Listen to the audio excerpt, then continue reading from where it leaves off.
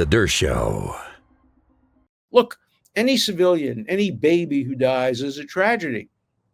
But as I've said before, the New York Times doesn't say this, but as I said before, under law, both international and domestic law, it's the people who are holding hostages, it's the people who are using human shields that are responsible. So let's assume 2,000, 3,000 Gazans were killed. If 2,000 of them were used as human shields, they don't count as Israeli inflicted casualties. They don't count are being killed under Israeli barrage. No, they count as Hamas caused casualties. I've given you this example before.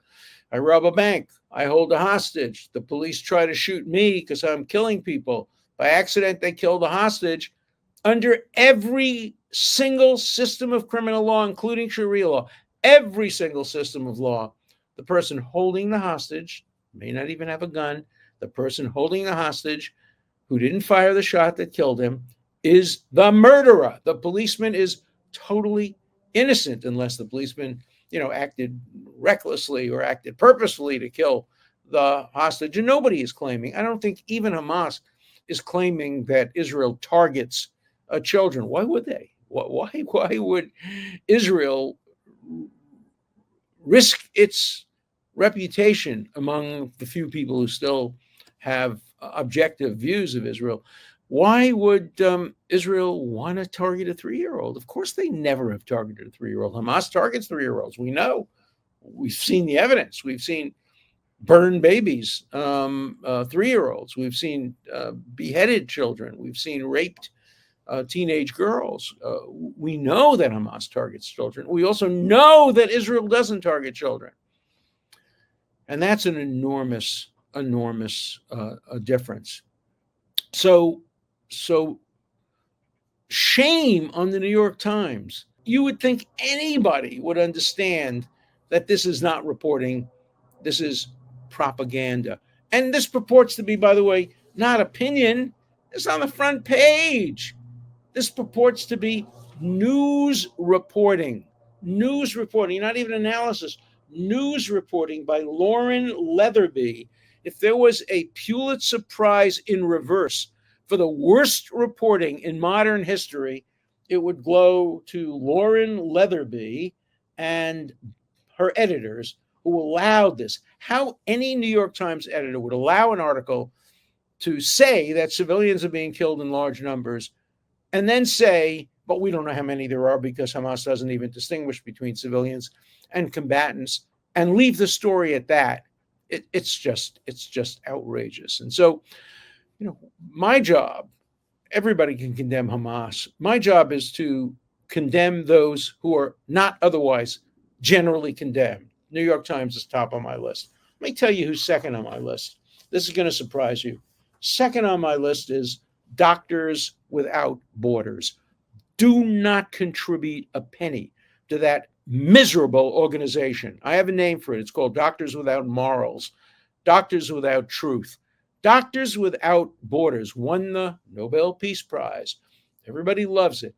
They are a bunch of hacks who care more about politics than they do about curing people. The head of it was on television, on CNN, Avril Benoit, Benoit. And she wasn't talking about medicine. She wasn't talking about as a doctor. She was a Hamas spokesman. She was saying, we must have a complete ceasefire. We must have a complete end of all hostilities. Israel has to surrender and admit it was wrong. Not a word in the whole interview, not one word about October 7th. Not one word about the hostages that are being held. All she talked about was the poor people of Gaza and how they need medical care because 4 gallons of water alone is not enough. They need 5 gallons of water. I don't think I use more than 2 or 3 gallons of water a day, but she wants 5 gallons of water. She wants gourmet meals. Not a word about the hostages. Not a word from Doctors Without Morals, Doctors Without Borders, of how the hostages are what they're going through in terms of their health. Not a word. When she calls for a ceasefire, she doesn't say, we should have a ceasefire and they should free the hostages. No, her position is Israel should have a unilateral ceasefire without freeing a single hostage.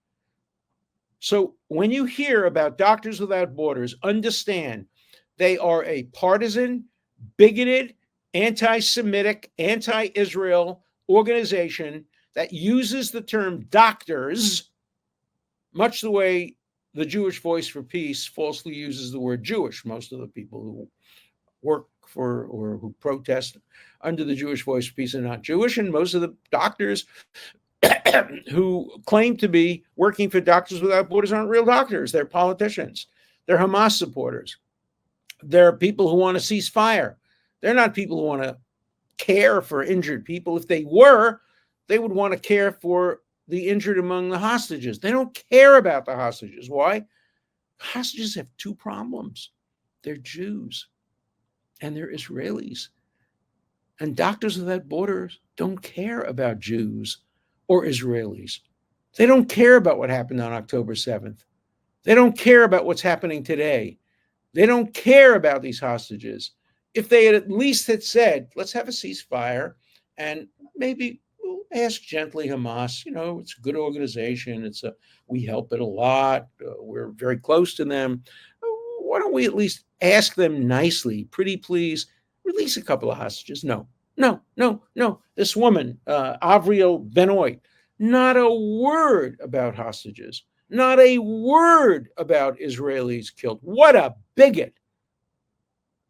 Don't contribute anything to Doctors Without Borders. You want to contribute to a great organization called United Hatzalah. It's an organization in Israel that rescues people, Muslims, Christians, Jews. The people who do the rescues are Muslims, Christians, Jews. They are non-political, non-partisan. They are real doctors. They went to Ukraine as soon as the Ukrainian war broke out. They were at the kibbutzim before the military was there. That's a great organization. Doctors Without Borders is a phony political organization that uses the fact that it has doctors in his name to try to act as a cover, as a beard for its political, partisan, bigoted, anti-Semitic, anti-Israel perspective.